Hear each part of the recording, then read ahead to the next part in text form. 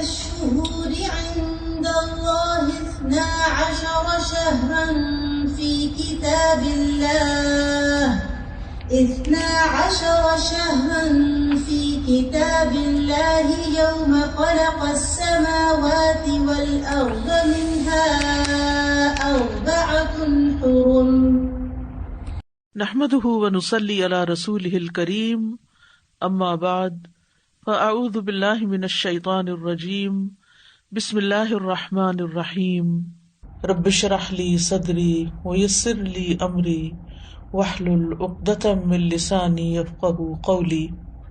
حضرت عائشہ کہتی ہیں کہ رمضان کے روزے فرض کیے جانے سے پہلے رسول اللہ صلی اللہ علیہ وسلم عاشورہ کے روزے کا حکم دیا کرتے تھے۔ اس کے بعد جب رمضان کا مہینہ فرض کر دیا گیا تو جو چاہتا عاشورہ کے دن روزہ رکھ لیتا اور جو چاہتا نہ رکھتا۔ نبی صلی اللہ علیہ وسلم نے اس دن کو روزہ رکھنے کو پسند کیا، اسی لیے اس کو مستحب کہا جاتا ہے، پسندیدہ کہا جاتا ہے۔ معاویہ بن ابی سفیان کہتے ہیں میں نے رسول اللہ صلی اللہ علیہ وسلم سے اس دن کے بارے میں سنا، آپ فرما رہے تھے یہ عاشورہ کا دن ہے، اللہ نے تم پر اس کا روزہ فرض نہیں کیا، میں روزے سے ہوں، تم میں سے جو اس کا روزہ رکھنا پسند کرے وہ روزہ رکھے اور جو روزہ نہ رکھنا چاہے وہ نہ رکھے، یعنی نفلی روزہ ہے، اس لیے اگر کوئی نہیں رکھنا چاہتا تو میں اس کو پابند نہیں کرتا۔ تو فرض فرض ہے اور نفل نفل ہے، لیکن آپ جانتے ہیں کہ نوافل کے ادا کرنے سے بھی انسان اللہ کی محبت پاتا ہے۔ پھر ایک اور روایت کے مطابق آپ نے اس دن روزہ رکھنے کے بارے میں لوگوں کو اختیار دیا تھا۔ صحیح مسلم میں ہے، عبداللہ ابن عمر رضی اللہ عنہ سے روایت ہے کہ اہل جاہلیت عاشورہ کے دن کا روزہ رکھتے تھے اور رسول اللہ صلی اللہ علیہ وسلم اور مسلمانوں نے بھی رمضان کی فرضیت سے پہلے اس کا روزہ رکھا۔ اس کے بعد رمضان فرض کر دیا گیا تو رسول اللہ صلی اللہ علیہ وسلم نے فرمایا عاشورہ بھی اللہ کے دنوں میں سے ایک دن ہے، جو چاہے اس کا روزہ رکھ لے اور جو چاہے چھوڑ دے۔ لیکن یہ یاد رکھیے کہ عرفہ کا روزہ عاشورہ کے روزے سے افضل ہے۔ ابھی پچھلے مہینے جو عرفہ کا روزہ رکھا گیا تھا 9 تاریخ کا روزہ، وہ 2 سال کے گناہوں کا کفارہ ہے، جبکہ محرم کا روزہ جو ہے وہ 1 سال کے گناہوں کا کفارہ ہے۔ اس کی حکمت کے بارے میں کہا جاتا ہے 10ویں محرم کا روزہ موسیٰ علیہ السلام کی طرف منسوب ہے اور عرفہ کا روزہ نبی صلی اللہ علیہ وسلم کی طرف منسوب ہے۔ جیسا کہ آپ جانتے ہیں کہ موسیٰ علیہ السلام کو اللہ تعالیٰ نے اس دن فرعون سے نجات دی تھی جب وہ سمندر پار کر آئے تھے بنی اسرائیل کے ساتھ، تو اس کے لیے شکرانے کے طور پر بنی اسرائیل اس کا روزہ رکھا کرتے تھے۔ اور یہ ہماری شریعت کے خصائص میں سے ہے کہ نبی صلی اللہ علیہ وسلم کی طرف جو چیز منسوب ہو آپ کی برکت کی وجہ سے اس کا اجر زیادہ کر دیا جاتا ہے۔ ویسے بھی اس امت کے اجر باقی امتوں کے مقابلے میں زیادہ ہے۔ اسی طرح کچھ اور وجوہات بھی بتائی گئی ہیں، اور یہ کہا جاتا ہے کہ عرفہ کا دن جو ہے وہ حرمت کے مہینوں میں سے درمیانی مہینے میں، اس سے پہلے بھی حرمت والا مہینہ ہے، اس کے بعد بھی۔ یہ ایک رائے ہے۔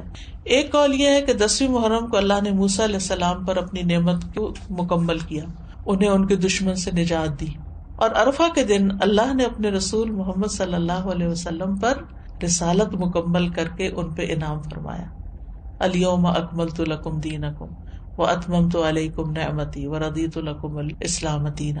اور دین میں حاصل ہونے والی مکمل نعمت جسم میں حاصل ہونے والی مکمل نعمت سے زیادہ افضل ہے۔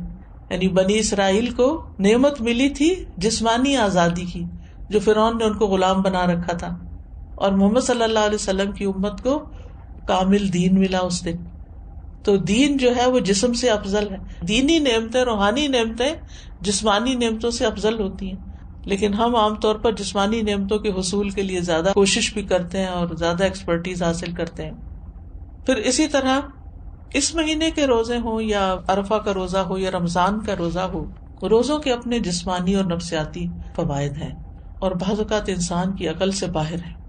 کوشش ہمیں یہی کرنی چاہیے کہ کوئی مہینہ ایسا نہ گزرے کہ جس میں ہم کم از کم 1 روزہ نہ رکھیں یا 3 دن کے روزے نہ رکھیں، کیونکہ ہر مہینے میں 3 دن کے روزے جو ہیں وہ سینے کا وحر دور کرتے ہیں۔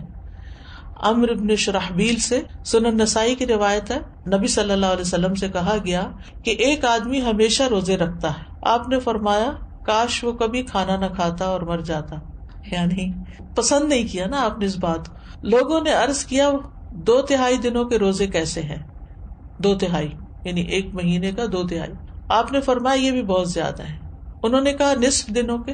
آپ نے فرمایا یہ بھی زیادہ ہے. 2/3 نے 20 دن روزے اور 1/3 ہیں 10 دن کے روزے. پھر فرمایا میں تمہیں وہ روزے نہ بتاؤں جو سینے کا کینہ دل کے مفاسد دور کرنے کے لیے کافی ہیں. ہر ماہ میں 3 دن کے روزے. تو ہر ماہ میں 3 دن کے روزے ایام 20 کے روزے ہو سکتے ہیں, یا آپ سوموار جمعرات میں سے کوئی ہر ہفتے ایک کر کے, ویسے تو 4 ہفتے بنتے ہیں لیکن 3 ہفتے لے لیجئے اور ایک روزہ ان دنوں میں سے کسی دن رکھ لیجئے. ہر مہینے کے 3 روزوں کا جو اجر ہے وہ بہت زیادہ ہے. زمانے بھر کے روزوں کا اجر لکھا جاتا ہے, یعنی ایک روزہ 10 کے برابر ہے, 10 دن کا. یعنی مہینے میں 3 عشرے ہوتے ہیں نا, تو آپ نے 3 روزے رکھے تو وہ 3 عشروں کے برابر ہو گئے. تو سارا سال آپ ایسا کر رہے ہیں تو گویا آپ پوری زندگی روزے سے ہی ہیں. پھر یہ کہ نفس سے شیطان کے وسوسے کو ختم کرتا ہے. سبحان اللہ. روزہ جو ہے یہ باہر دور کرتا ہے. یہ جو وسوسے ہمیں ستاتے ہیں نا, بعض اوقات نعوذ باللہ اللہ تعالیٰ کے بارے میں کوئی ایسی بات ذہن میں ڈال دیتا ہے, کوئی رسول اللہ صلی اللہ علیہ وسلم کے بارے میں, دین کے بارے میں, قرآن کے بارے میں, انسانوں کے بارے میں. شیطان کا تو کام ہی وسوسے ڈالنا ہے. من شر الوسواس الخناس الذی یوسوس فی صدور الناس من الجنۃ والناس.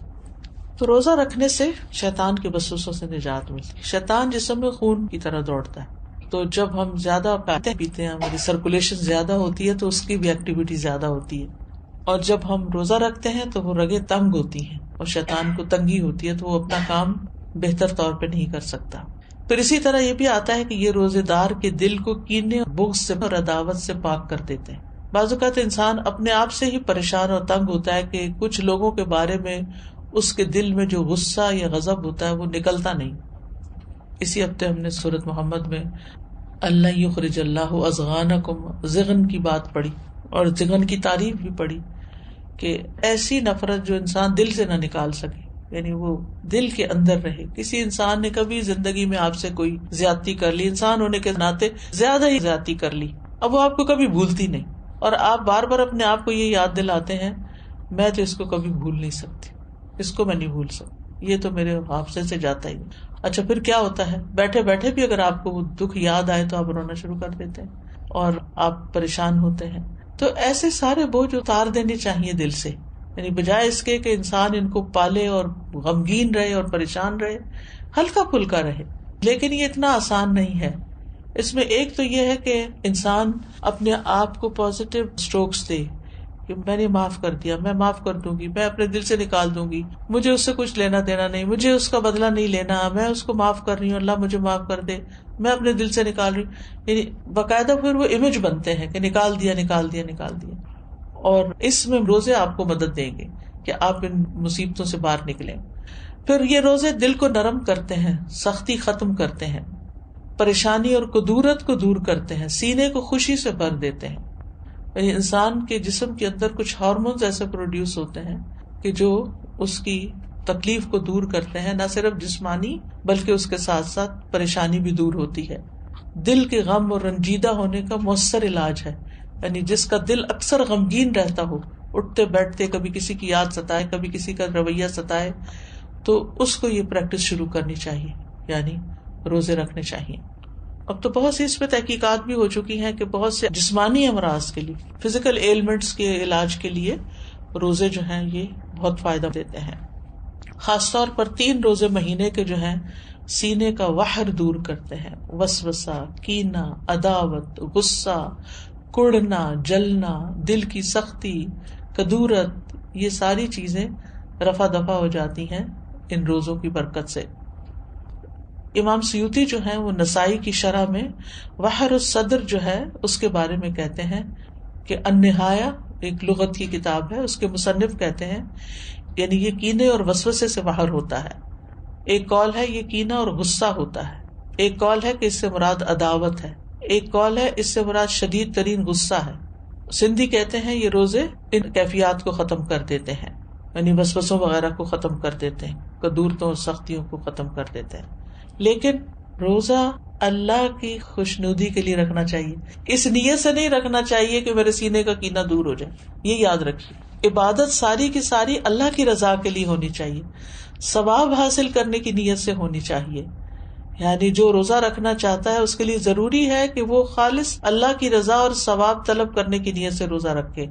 جو صرف بیماریوں کی شفا کے لیے روزہ رکھے گا یا وحر دور کرنے کے لیے روزہ رکھے گا تو وہ قبولیت کی شرط کو کھو دے گا، کیونکہ جو کام اللہ کے لیے نہ ہو وہ فائدہ نہیں دیتا. تو بہرحال 10ویں محرم کے دن کی ہم بات کر رہے تھے اور روزے کی بات کر رہے تھے.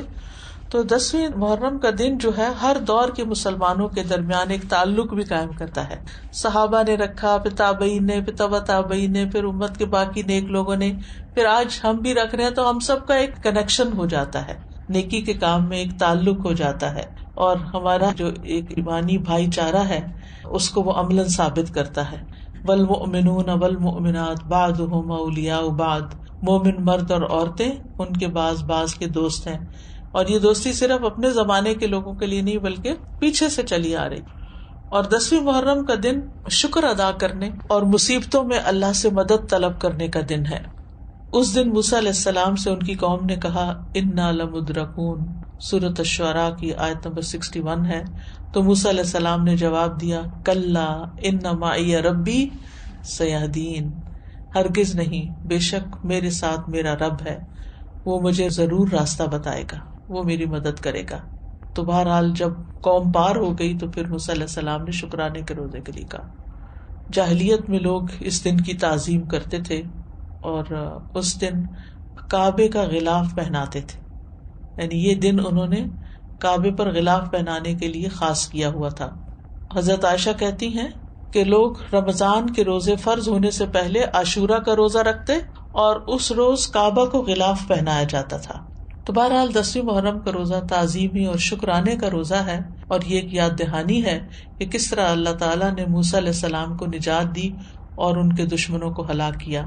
اور یہ اس بات کی بھی یاد دہانی ہے کہ اللہ تعالیٰ کس طرح مومنوں کی مدد کرتا ہے اور مومنوں کے دشمنوں کو غارت کر دیتا ہے. اس مہینے میں کچھ بدعات وغیرہ بھی رائج ہیں، اور کچھ لوگوں نے اس مہینے کو حضرت حسین رضی اللہ تعالیٰ عنہ کے ساتھ خاص کر دیا ان کی شہادت کے واقعے سے. ان کی شہادت تو بعد میں ہوئی، اور یہ جتنی باتیں میں نے آپ کو بتائی ہیں یہ ان سے پہلے کی ہی ہمارے دین میں موجود ہیں.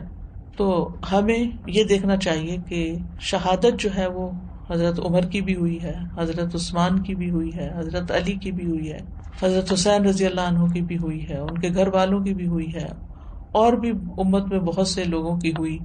جنگ بدر میں کچھ لوگ شہید ہوئے، جنگ احد میں بہت سے لوگ شہید ہوئے. تو شہادت تو ایک بہت اعلیٰ درجے کا مقام ہے، اور جو اللہ تعالیٰ کے پاس شہید ہو کر پہنچتے ہیں یستبشرون بنعمت من اللہ، وہ اللہ کی نعمتیں جو ان کو وہاں ملتی ہیں ان پر خوش ہوتے ہیں. تو اس لیے ہمیں ان کے لیے دعا کرنی چاہیے، لیکن دین میں ایسے کام نہیں کرنے چاہیے جو نبی صلی اللہ علیہ وسلم نے نہیں کیے، بلکہ ان سے منع بھی کیا. آپ صلی اللہ علیہ وسلم نے فرمایا وہ شخص ہم میں سے نہیں جو اپنے رخسار پیٹے، کپڑے پھاڑے اور جاہلیت کی باتوں کی طرح باتیں کرے. مومن مصیبت کے وقت صبر کرتا ہے، اجر کی نیت رکھتا ہے، تقدیر پہ راضی رہتا ہے.